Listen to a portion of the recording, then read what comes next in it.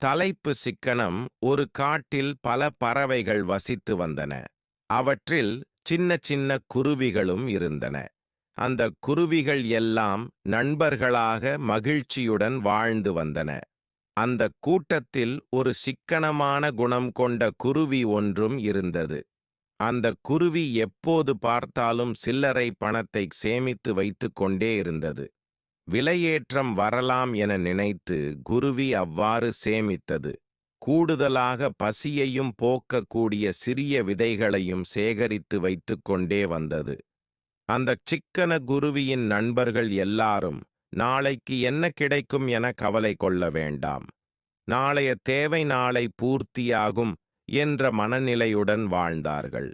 ஆனால் சிக்கன குருவி மட்டும் எப்போதும் சேமித்தே ஆக வேண்டும் என்ற மனநிலையில் இருந்தது.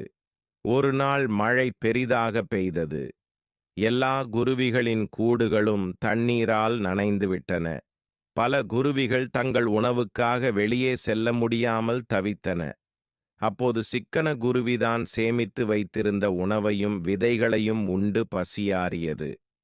தொடர்ந்து 2 நாட்கள் மழை பெய்தது.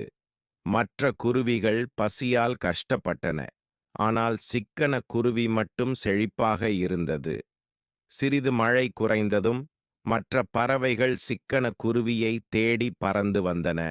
எப்போதும் நாங்கள் மகிழ்ச்சியாக இருந்தோம். ஆனால் நீயோ சேமித்து வைத்துக் கொண்டே இருந்தாய். இப்போது எங்களிடம் எதுவும் இல்லை, ஆனால் பசியாக இருக்கிறது.